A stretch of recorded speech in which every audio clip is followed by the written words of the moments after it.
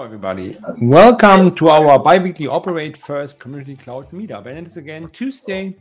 It's again 11 a.m. Eastern Time /New York.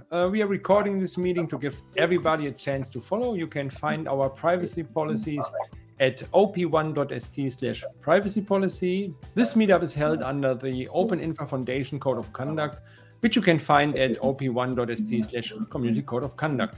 I will put these links also in the chat. You can look up everything about this meeting on the page you're just seeing here, which is op1.st/meetup.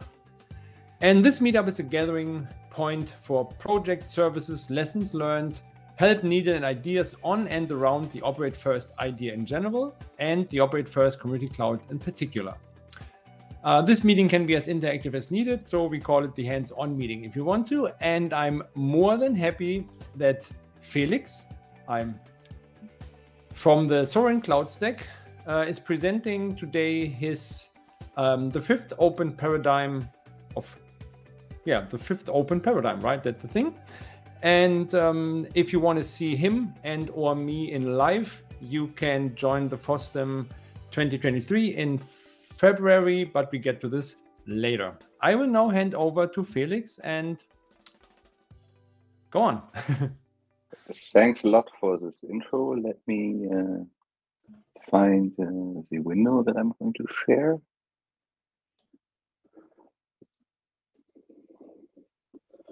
So you should now see my presenters, or the slides, not the presenters view.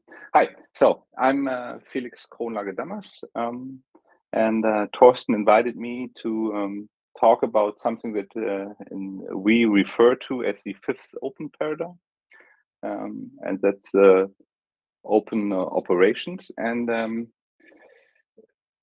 just a couple of words about, if I say we, Thorsten already said that I'm Felix from the Sovereign Cloud Stack project. And this will be actually, I will keep the advertisement very, very short, but the Sovereign Cloud Stack project is a project that's hosted by the Open Source Business Alliance. The Open Source Business Alliance is a non-profit organization in Germany that advocates for open source on a political level. And since 2 years ago, we actually have this project, which is funded by the Federal Ministry of Federal Ministry of Foreign Affairs and Climate Action, I think. And basically, we are running this project until the end of September 24. And within the Sovereign Cloud Stack project, we have 3 pillars. And one pillar is that we define the standards on how cloud environments on a container level in a federated situation, so they are federatable, should be designed. And basically we define a standard and we back those standards by offering a reference implementation on the infrastructure as a service level that's based on OpenStack, and on the container level that's going to be cluster API. And basically we define the standards on how to orchestrate the cluster management, so that basically you can move your infrastructure as code from one CSP to another, and if they are SCS compliant, everything will just work. And that way you can also, with the federated identities, you can actually have true multi-cloud. The idea behind is that by that you actually create an environment where you are not dependent on a single vendor, and instead we create a lot of innovation. And the third pillar that we actually have is what we call open operations. And within the SCS project, we actually foster this open operations among the CSPs that we work with, so that not every CSP as a silo works for themselves, but we act as a strong community. And that's basically what I'm going to elaborate on the next 25 minutes. I'm not sure how you usually do that. I checked with Thorsten. If you have questions, we are not a gigantic group. If you have questions, feel free to raise your arm. I think Thorsten will then moderate a bit. We don't have to wait until the end to do a proper Q&A session. We can just do that in between, just how you feel. Also at the end, I'm also available longer than just till 11:30, so we can do that. So where do we come from? So maybe some of you know that the bazaar and the cathedral. If we look over the last 40 years in the IT industry, especially in the open source movement, we've basically achieved a lot. I just prepared actually a talk for another location where I was elaborating on the open source development of the last 40 years. And basically, it's clear that we won the game. So open source is a game changer. Everybody has acknowledged that. The overall amount of payload or of workloads in any cloud environment are based on open source. Not only the workloads, but also all the stuff running below it is basically without open source not possible. So I would say we actually won that game. And from that viewpoint, our life should look like that. Nice sundowner, free sheep running around, eating grass. And if we actually look at some of the things that make this possible, it's, for example, the Fantastic Four that originate from the Open Infra Foundation, but that are actually present in a lot of communities. The open source, open design, open development, as well as the open community. And the Open Infra embraces that. Being somebody who works a lot in the OpenStack sector nowadays, the Open Infra Foundation, of course, is very close to me. But if we look at that, we have the community, we have the development that works closely together.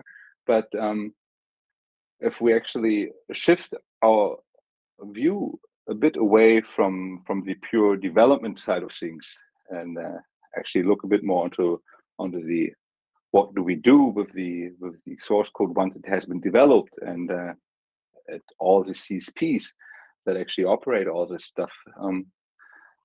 Life often looks a bit more like that. So that's a bit of the shock effect now. But the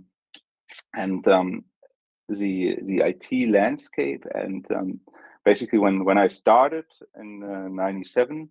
I founded a small ISP, and back then running infrastructure and things like mail servers, Usenet servers, and all that was a completely different item from today's world. So, so if you actually look at modern distributed dynamic infrastructure, it actually is really a different kind of beast. And so complexity keeps rising. You need a lot of skill sets. You need a very broad skill set among your engineers, and what we actually see is that it's time to take the patterns that we've actually used the last 40-30 years in open source development to actually move that to the operations side of things. And there are already a few movements underway. So if you look at all the DevOps items that have happened since its initial first meeting in Belgium many years ago, and also the whole site reliability movement. So there is definitely a movement into the right part. And what we in the Sovereign Cloud Stack project, when we wanted to talk about the subject at the Open Infra Summit last summer, was we thought, okay, maybe it's time to actually amend the 4 opens with a 5th open, open operations. And the first thing that basically came to mind is when we talk about open operations, is that one thing that we wanted to spark, since we work with a lot of CSPs, is to make certain aspects of the cloud environments of the CSPs that we work with more transparent. And what we actually have is a tool that's called OpenStack Health Monitor. So each CSP that we work with and that is active in our community, we actually hook up to the OpenStack Health Monitor, and the OpenStack Health Monitor basically continuously over the whole time spawns machines, checks whether they're reachable or not, and basically records each and every error. And the idea is not from a pure monitoring aspect, but also to actually make this data available to everyone else and to the public.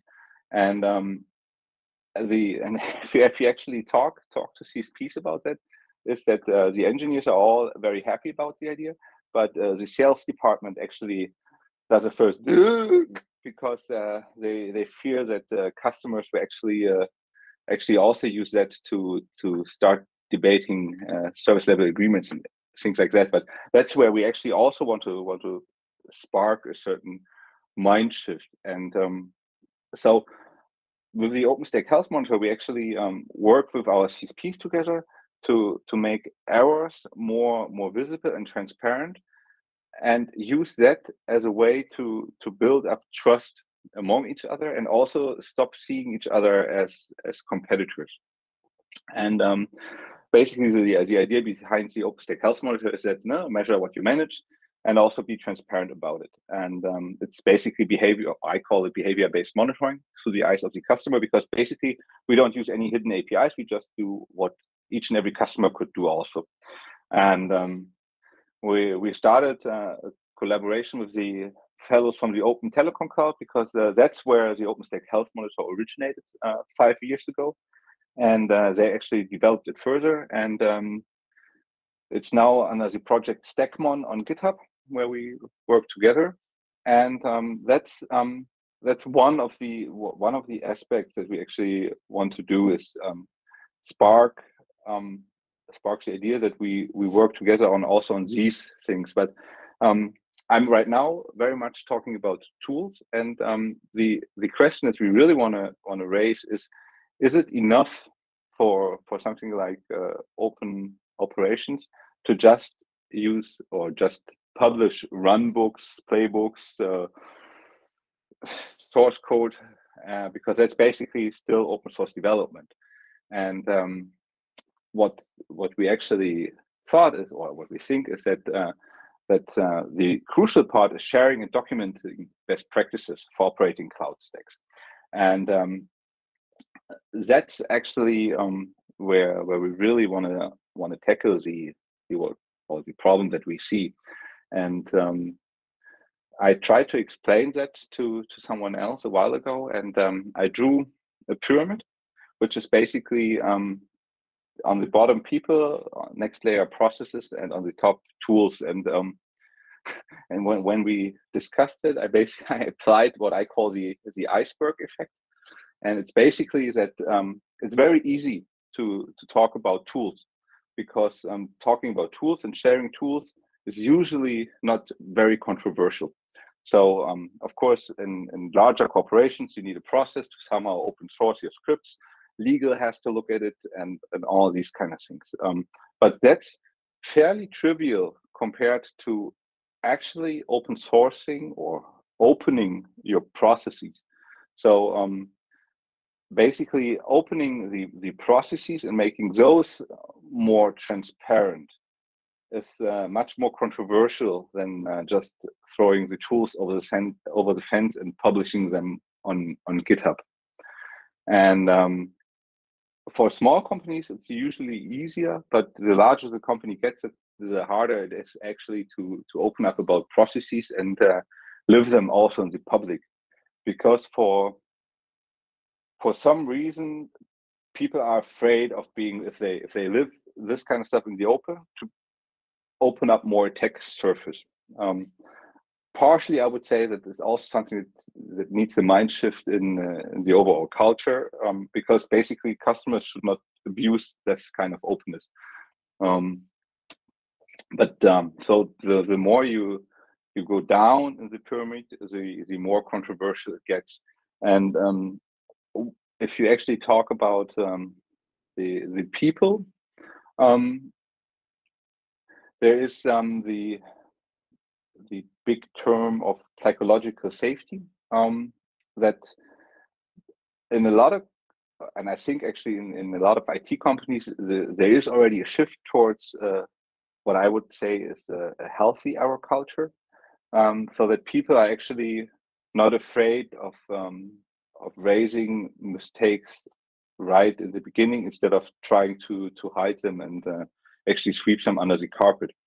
And there's a book by Amy C. Edmondson from Harvard Business School. It's called The Fearless Organization, that actually dives into this whole subject of how important it is to establish psychological safety, and how and she backs that up with certain studies that she did, for example, in a hospital, where basically the teams that that reported more mistakes actually worked more efficiently. And there are tons of examples for this. And from me personally, if I'm in a place where I'm fairly new, I'm usually in the beginning very shy to actually point out stuff that I have a gut feeling, this doesn't sound right, but I'm usually a bit shy of actually raising it. And turns usually out later that my gut feeling was right, and I should have just raised in the beginning. So that's really important that that there's an environment where people are actually enabled to raise things very early and have no fear of speaking up or being marked for speaking up. There's also one big case study about that is what happened in the development of the of several Boeing planes, where there's also, because of lots of pressure, people made more and more mistakes, but nobody was basically allowed to talk about them, because then they would have had to go back and fix stuff, and that would have meant lots of money loss.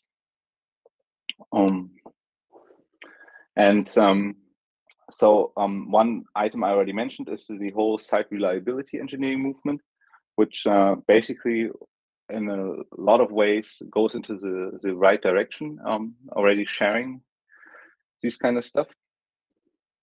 And what we now started at the Sovereign Cloud Stack project is the OpenOperations manifesto. It's at openoperations.org. It's still we're still in the final phase of drafting it, but we are now actually starting to go outward and actually talk to other people about this, and see that people adopt it and actually carry on the message and also start talking about that. And one aspect of the Open Operations manifesto is we build a community of practice. And what we actually have in the Sovereign Cloud Stack project is that we have every 4 weeks we have the Lean SCS Operator Coffee, which is a format where ops people from various CSPs running the reference implementation come together and actually talk about how they run it and how they run into problems, and they actually exchange all their hurdles. And in the last release cycle, what we actually saw is that 2 of the CSPs actually sat down together to update each other's dev environment together in order to learn from it. And that in an environment where usually people see each other as competitors is really awesome. So and it actually enabled us to make a much better release, because they found quite a few things that we then fixed for the release, and also gave us a feedback that the overall stuff was really working well. And that's what I and at our community summit I labeled as a collaboration over competition, because we want to make sure that people understand, or that also the CSPs that are active understand that the cake that's available at the buffet is large enough for everyone. So it's not like that we actually steal each other customers. Of course, there are customers, and there always will be customers that move from one CSP to the other. But compared to the overall market, that's such a small amount that we shouldn't worry about that. Instead, we should really focus on building these community of practices, sharing our whole stack of tools, processes, how we build up people to basically overall become better. And so one aspect is we build a community of practice. We share knowledge, that we actually share all the stuff that is built. And there's a quote from Tim O'Reilly, the founder of the O'Reilly publishing house, And at a conference, it was a Eurofoo in 2004, he back then said, create more value than you capture. And that is something that we want to spark in the community we work with, that each and every one of us actually goes out of their way to create more value than oneself captures. And so I already mentioned the Lean SCS Operator Coffee. We have various pairing sessions where we work together with the CSPs, or where the CSPs work together. Then we have several special interest groups that we established. Some people also know that from the Open Infra context, where there are also special interest groups such as the large scale SIG or the public cloud SIG. We, for example, have a special interest group monitoring where the operators come together and discuss the needs for observability and monitoring. And we then make sure that we actually do the proper development upstream, for example, in Collar Ansible or similar, and make sure that it's actually available to everyone, not just people that use parts of the SCS stack, but also basically the overall Open Infra community. And right now we actually start with talking about audit logging, because all the CSPs have the same need to know where information is actually popping out of the stack, to either make sure they are aware of it for GDPR compliance, so that they actually can put a proper retention to it, or that they actually know what's available in case of debugging. And then, of course, one quote that's actually from Art Grabowski, one of the former OpenBSD developers, is that we believe that failures make us experts, and it has tons of titles. So some say fail fast, fail early. I actually like that we believe that failures make us experts, because only through actually making mistakes, one becomes overall better. And that's something that in the companies where I worked and work, I usually try to teach them. And again, it only works if psychological safety is in place. And the one buzzword is blameless postmortems that's out in the industry. There are actually two really good root cause analysis available that we like to quote in that regard. And I've already talked to people that are also, and I know from the past, places where publishing a root cause analysis was always a bit of, well, then the customers know that we screwed up here or made a mistake there. Yes, but if the customer knows that you did that mistake once and you learn from it, the customer can also be sure that you won't do that mistake again. And being transparent about it is actually what enables trust from the customer side. I said earlier that opening processes is something that companies usually see a bigger difficulty in. There's one really good example, GitLab. GitLab actually has the handbook out, and we are working now with one of the companies within the STS context that also wants to publish all their processes so that others can actually adopt it. And in Germany, we have certain certifications that you can run through as a cloud service provider. For example, the ISO 27001 or 27018, as well as the BSI C5, which is one of the certifications that only a few have. And by basically also publishing more on that, others are able to run through the same certification and actually learn from it as well. So that's also good. And status pages, I added it there. And actually, we there are tons of status page projects out there, and we actually identified that none of them really suits all the CSPs that we talk to. And so we're actually right now in the process of making sure that there's also a status page application available that fulfills all the needs that our CSPs identified. So we're actually sponsoring that development right now. And yeah, so OpenOperations.org is where we publish the manifest and other resources around the Open Operations initiative. And scs.community is where the Sovereign Cloud Stack project is found, and we develop all the stuff that we do on GitHub, so that's available there. So 2 minutes to spare. Time for your questions, I guess.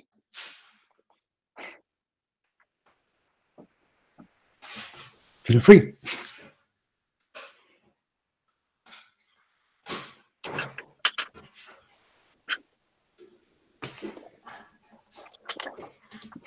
Well, and I guess there should be, oh, there's a chat here. And actually, that slide should feature also my email address. So basically, if you're shy now or want to reach out later, feel free to drop me an email to fkr@osb-alliance.com. Or you just type in Google Felix Kronlage and you will find lots of ways to get in touch with me. If there are no questions, I usually refrain nowadays from introducing me in the beginning with a long about me slide because I don't want to bore people. However, I usually like to know who's actually talking if I'm sitting in the audience to also know a bit on the background. So I'm born in the year 80, and I started doing this kind of stuff when I was in 12th grade and founded this ISP. That was 98, and since then I've basically done a lot of open source stuff.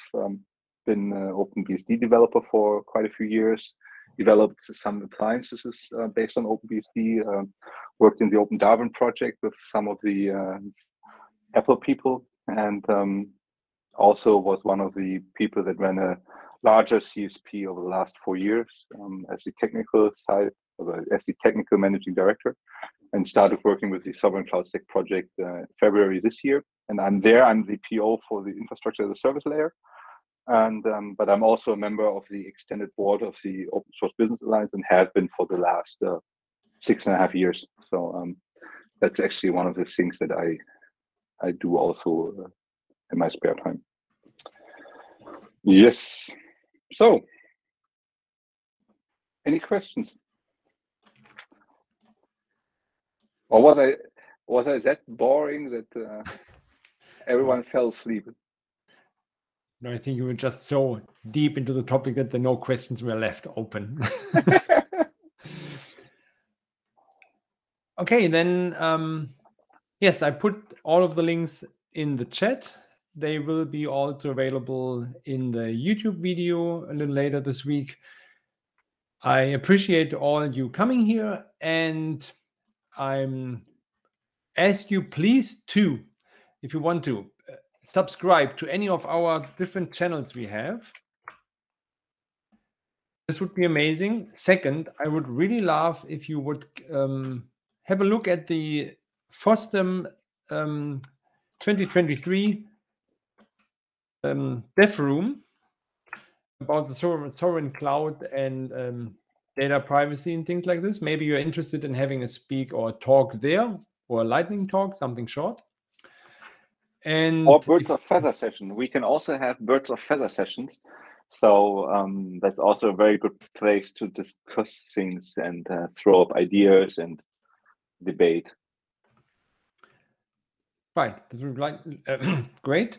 And last but not least, if you want to participate in any way, then here's the GitHub of Operate First. You have the Slack channel. You can suggest a topic here, and I would also be happy if you can take the survey about this meeting here and bring us new ideas that you're interested in. Felix, thank you for your time, and looking forward to work with you in hopefully 2 future summits. I'm sorry. And everybody else, have a wonderful rest of the Tuesday. Bye-bye. Bye.